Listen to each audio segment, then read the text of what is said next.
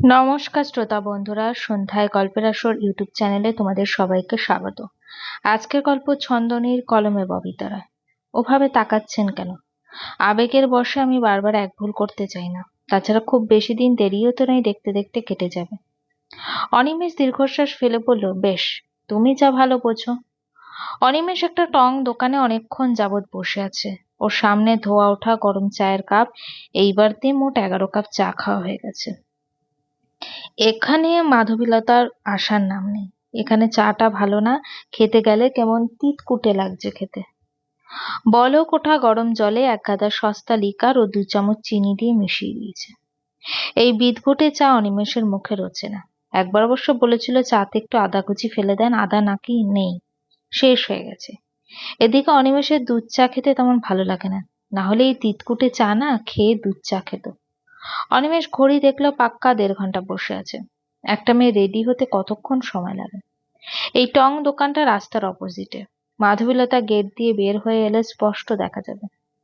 অনিমেষ চা খেতে খেতে গেটের দিকে নজর রাখছে। চা শেষ, মুখটা বিশ্রী তেতো হয়ে আছে।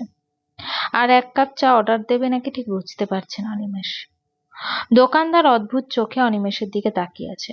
1.5 ঘন্টায় 11 কাপ চা খেলে যে কেউ পাগল ভাববে। অস্বাভাবিক কিছু না, প্রথম দিকে বিরক্ত লাগলো, এখন বসে থাকতে অবশ্য ততটাও খারাপ লাগছে না। পদ্মবিলে বেড়াতে যাওয়ার প্রস্তাবটা প্রথমে অনিমেষই রেখেছে। মাধবীলতা দ্বিমত করেনি, একবার দুবার বলাতেই রাজি হয়ে গেছে।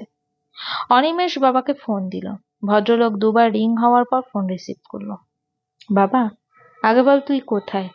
তোমার বৌমার হলের সামনে একটা টং দোকানে বসে বসে মশার কামড়ের সাথে চা খাচ্ছি। টেস্ট কেমন? কিসের? মশা দিয়ে চা খাওয়ার। মানুষ খায় চায়ের সাথে রুটি বিস্কুট মুড়ি, আর তুই খাচ্ছিস মশা দিয়ে চা। ব্যাপারটা ইন্টারেস্টিং কিন্তু। বাবা, আমি মশার কামড়ের কথা বলছি। ও, আগে বলবি তো। আমি ভাবলাম তুই মশা দিয়ে চা খাচ্ছিস কিনা। অবশ্য দেশের যা অবস্থা, মানুষের থেকে আজকাল বেশি মশাই বৃদ্ধি পাচ্ছে। খুঁজে টুজে দেখো মশা কোনো বিজনেসে আছে নাকি। তাহলে শুরু করে দাও, আমি পাশে আছি, হেব্বি লাভজনক ব্যবসা হবে। বাবার সাথে ইয়ার্কি করতে লজ্জা লাগে না তো? না, লাগে না। ভদ্রলোকের মুখে হাসি ফুটে উঠল। বলে, এবার বল কেন ফোন দিয়েছিস? এমনি। শোরুমে কখন আসবি অনিমেষ? আজ যাবো না বাবা। কেন? তোমার বৌমাকে নিয়ে ঘুরতে যাব। তো গাড়ি নিয়ে যা। ড্রাইভার আছে? আছে। তাহলে পাঠিয়ে দাও। লোকেশন মেসেজ করে দে, পাঠিয়ে দিচ্ছি। টাকা পয়সা আছে সাথে? আছে। লাগলে বলিস কিন্তু। আচ্ছা। ওই তো মাধবীলতা আসছে। অনিমেষ তাড়াহুড়ো করে উঠে দাঁড়ালো, চায়ের বিল মিটিয়ে দোকান থেকে বের হয়ে এসে রাস্তায় দাঁড়ালো। অনিমেষ পাঞ্জাবি পরেছে। এই পাঞ্জাবিটা অনিমেষের খুব প্রিয়। ওদের বিয়ের দিন মাধবীলতা নিজে পছন্দ করে কিনে দিয়েছিল। মাধবীলতা শাড়ি পরেছে, হাফ সিল্কের মসলিন শাড়ি। আকাশি রঙা শাড়িটায় কি ভীষণ মানিয়েছে মাধবীলতাকে। অনিমেষ মুগ্ধ দৃষ্টিতে তাকিয়ে রইল। মাধবীলতার সিঁথিতে অনিমেষের নামে পড়া সিঁদুর জ্বলজ্বল করছে। কপালের মাঝখানে ছোট্ট একটা লাল টিপ, চোখে সুন্দর করে কাজল টেনেছে। চুলগুলো একটা ক্লিপ দিয়ে আটকে রেখেছে, ঠোঁটে নিউড কালারের লিপস্টিক। দেখতে কি যে দারুণ লাগছে, বলার মতো না। ইস, অনিমেষ যদি কবি হতে পারত। মাধবীলতাকে নিয়ে এক বসাতে 1000টা কবিতা লিখে ফেলতে পারত। একটা মেয়ে এত সুন্দর, এত মিষ্টি, এত স্নিগ্ধ, এত মনোমুগ্ধকর দেখতে হবে কেন? মাধবীলতা অনিমেষের কাছে হেসে ফেলল। ভুবন ভোলানো মায়াকাড়া মিষ্টি হাসি। অনিমেষের বুকের ভেতর 2টো হার্টবিট মিসড করলো বোধহয়। কেমন শিরশির করছে। মাধবীলতা বলল, আপনি কি খুব রাগ করেছেন? না না, রাগ করবো কেন? আপনাকে 15 মিনিটের কথা বলে পাক্কা 2 ঘন্টা বসিয়ে রাখলাম। আসলে কি হয়েছে বলুন তো? ভার্সিটি থেকে এসে না এত মাথা ব্যথা শুরু হলো, একটু বিছানায় গা এলিয়ে দিতেই না ঘুমিয়ে পড়েছিলাম। আমি ভেবেছি খুব হলে 5 মিনিট ঘুমিয়েছি, অথচ উঠে দেখে অলরেডি 1 ঘন্টা 12 মিনিট পার হয়ে গেছে। তখনই আমার ফোন, আপনার ফোন পেলাম। আমার যে কি লজ্জা লাগছিল, আপনাকে বসিয়ে রেখে ঘুমিয়ে গেছি। আমি স্নান করে তাড়াহুড়া করে রেডি হতে লাগলাম, হাতে কিছুই পাইনি। একটা জিনিস 5বার করে খুঁজি, কি হুলস্থুল অবস্থা। মাধবীলতা বলার ভঙ্গিতে অনিমেষ হেসে ফেলল। মাধবীলতা স্টাইলে বলল, চলুন তাহলে যাওয়া যাক। মাধবীলতা স্বাভাবিকভাবেই গাড়িতে উঠে বসলো। অনিমেষ ভেবেছিল মাধবীলতা গাড়িতে যেতে আপত্তি করবে, লোকাল বাসে যেতে চাইবে, হয়তো মন খারাপও করবে। সেই রকম কিছুই হলো না। মাধবীলতার মুখ দেখে মনে হলো গাড়িতে যেতেই সবচেয়ে বেশি স্বস্তি বোধ করছে মাধবীলতা। দিনকালের যা অবস্থা, জায়গাটা অনিমেষে মাত্র 2-1বার যাওয়া হয়েছে, তেমন ভালো চেনা জানাও নেই।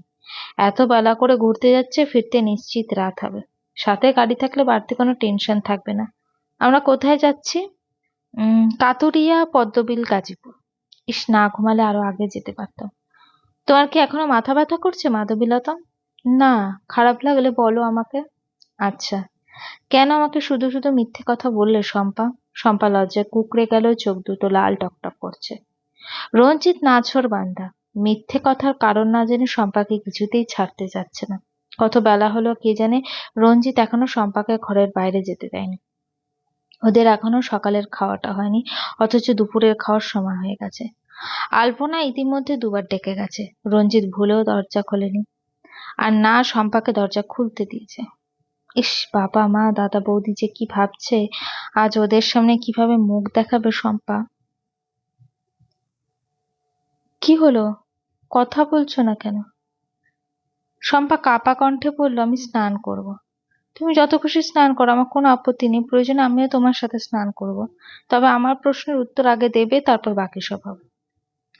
শম্পা ভয়ে ভয়ে বলল, আর যদি আপনার প্রশ্নের উত্তর না দিই? রঞ্জিত শম্পার চোখে চোখ রেখে গাঢ় কণ্ঠে বলল, গড প্রমিস, তোমাকে এই ঘর থেকে আমি বেরোতেই দেবো না। আমি নিজেও বের হব না। দুজনে সারাদিন সারা রাত না খেয়ে না স্নান করে শুয়ে থাকবো। এতে তোমার বাড়ির লোক যত খুশি ভাবুক, আই ডোন্ট কেয়ার। রঞ্জিতের মুখে খাওয়ার কথা শুনে শম্পার খিদেটা মাথায় চাঁড়া দিয়ে উঠল। অতিরিক্ত খিদে পেটে নাড়িভুড়ি পর্যন্ত জ্বলে যাচ্ছে, মাথা ঘুরছে। শম্পার অস্থিরতা এই একরোখা জেদি মানুষটা বুঝবে না। শম্পা দীর্ঘশ্বাস ফেলল, খিদের জ্বালা সহ্য করে আর থাকা যাচ্ছে না।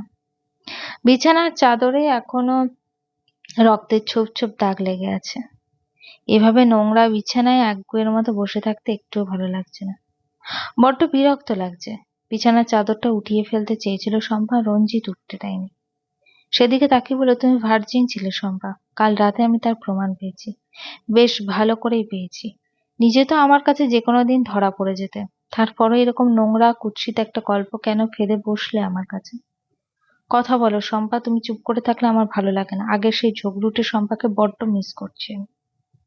শম্পা আবারও দীর্ঘশ্বাস ফেলে, এখানে কিছুতেই চিৎকার চেঁচামেচি করা যাবে না। এই মানুষটাকে বিয়ে করে শম্পা যে অসুখী আছে এই বাড়ির মানুষকে ভুলেও জানাতে দিতে চায় না শম্পা। রঞ্জিতের জেদের কাছে হার মেনে নিয়ে বলতে শুরু করলো, বয়স তখন কত হবে, 15-16 কিংবা তারও কম। বিভিন্ন মুভির সুন্দর সুন্দর নায়কদের নিয়ে সুখ স্বপ্ন দেখার বদলে আমি খুব সাধারণ একজনকে মন দিয়ে বসলাম। যে আমাদের বাড়িতে এলে আমার কি যে ভালো লাগতো, আমি ভিতরে ভিতরে খুব ছটফট করতাম। দিন গেছে, মাস গেছে, বছর গেছে, আমার ভালো লাগা ভালোবাসায় রূপ নিয়েছে ভয়াবহ। তবুও মানুষটাকে না আমার ভালো লাগার কথা ভুলেও বুঝতে দেয়নি। যদি আমাকে খারাপ মেয়ে ভাবে কিংবা ভুল বুঝে আমাদের বাড়িতে আসা বন্ধ করে দেয়, সেইবার। শুধু সে কেন, আমাদের বাড়ির কাউকেই কখনো বুঝতে দিইনি। দিনের পর দিন এত নিখুঁতভাবে অভিনয় করে গেছি, তারপরও শেষ রক্ষা হলো না। ছোটদার কাছে একদিন ধরা পড়ে গেলাম, যেহেতু ছেলেটা ছোটদার বন্ধু। ছোটদা যেন আমাকে উল্টোপাল্টা কিছু না বলতে পারে, তার জন্য বড় বৌদিকে জানালাম। মানুষটা কিন্তু তখনও জানতো না যে আমি তাকে ভালোবাসি, মনে প্রাণে চাই এবং ভীষণ ভাবে চাই। একবার মা অসুস্থ হলো, মানুষটা সে কি ছোটাছুটি, মায়ের জন্য অনেক গোল, আমিও তার সাথে সর্বক্ষণ হাসপাতালে ছিলাম আর কি। আর মনে হলো তাকে সেদিন আমার মনের কথাগুলো যদি না বলি, আর জীবনেও বলা হবে না। সেদিন খুব কৌশলে আমার মনের কথাগুলো জীবনে প্রথমবারের মতো তাকে বললাম, যদিও তাকে উল্লেখ করে কিছু বলিনি। সরাসরি বলতে খুব লজ্জা বোধ হচ্ছিল। সে খুবই চালাক, আমার কথা শুনে মনের কথা বুঝে ফেলল। সেও আমার থেকে দ্বিগুণ কৌশলী হয়ে উৎসাহ নিয়ে তার মনের কথা নির্দ্বিধায় আমাকে বলে দিল। এও বলল তার পছন্দের মানুষটা আমি না অন্য কেউ। সে বছরের পর বছর তাকে একতরফা পাগলের মতো ভালোবেসেছে। আর ভালোবাসা মানুষটা কোনোদিনও তার হবে না জেনেও ভালোবেসেছে। সে আমাকে ভালো না বাসুক, তাকে পাওয়ার একটা আশার আলো তখনও মনে ছিল। তারপর একদিন হঠাৎ করেই আমার বিয়ে হয়ে গেল। বিয়ের আগে তার ভালোবাসার কথা জেনে আমি বেশ কিছুদিন খুব অস্বাভাবিক আচরণ করতাম। পরিবারের সবাই খুব ভয় পেয়ে গেল। আমি খুব স্বাভাবিক থাকার চেষ্টা করতাম, পারতাম না। অস্বাভাবিক আচরণগুলো না আমি না চাইলেও হয়ে যেত। সারাদিন ঘর অন্ধকার করে শুয়ে থাকতে ইচ্ছে করতো, খেতে ইচ্ছে করতো না, ঘর থেকে বের হতে ইচ্ছে করতো না, কোনো কাজ করতে ইচ্ছে করতো না, কারোর সাথে কথা বলতেও ইচ্ছে করতো না। সবাইকে খুব অসহ্য লাগতো। মায়ের ভাষ্য মতে পুরোপুরি মাথায় সমস্যা হওয়ার আগে আমাকে বিয়ে দেওয়া উচিত মনে করলো। আমার বিয়ের দিনও না আমার এতটা খারাপ লাগেনি জানেন, যতটা খারাপ লেগেছে তার বিয়ের কথা শুনে। বুকের ভেতর ভেঙে চুরে যাচ্ছিল। আমি সহ্য করতে পারছিলাম না। সবকিছু অসহ্য লাগছিল। দিন শেষে আমি তাকে নিজের করে না পেলেও সে তার ভালোবাসার মানুষকে ঠিকই পেল। আমি আবারও কেমন যেন হয়ে গেলাম।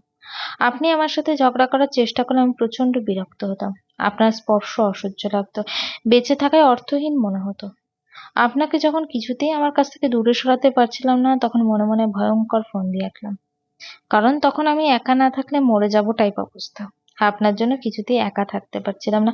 সবসময় ডিস্টার্ব করতেন আপনি। আমার কি যে বিরক্ত লাগতো, কষ্ট হতো। তখনই একদিন ঠান্ডা মেজাজে কথাটা বলে দিলাম আপনাকে। আমি শিওর ছিলাম যে আমার একটা কথা আপনি আমাকে ঘৃণা করবেন। কাজ হয়ে যাবে, হলেও তাই। যে আমি জীবনে কোনোদিনও মানুষটাকে ফোন দিয়ে ডিস্টার্ব পর্যন্ত করিনি, সেই আমি তার বউ থাকা সত্ত্বেও আপনার পায়ের শব্দ পেয়ে রাত দুপুরে ফোন দিলাম। তার সাথে ফিসফিস করে কথা বললাম আপনার মনে সন্দেহের বীজ পাকাপোক্তভাবে ঢোকাতে। আমিও সফল হলাম। কিন্তু আমার ধারণা ছিল না, একটা নষ্টা খারাপ মেয়ের সাথে আপনি শুধু কেন সংসার করবেন। আপনি যখন আমাকে ছেড়ে দেওয়ার কথা বললেন, তখন আমার হুঁশ ফিরল। আমি যে কিছুতেই বাবার বাড়িতে ফিরতে চাই না। গল্পটি কেমন লাগলো অবশ্যই আমাকে কমেন্ট করে জানাবেন। আর আমার চ্যানেলে গল্পগুলো যদি তোমাদের ভালো লেগে থাকে, চ্যানেলটিকে সাবস্ক্রাইব করে পাশে থেকো।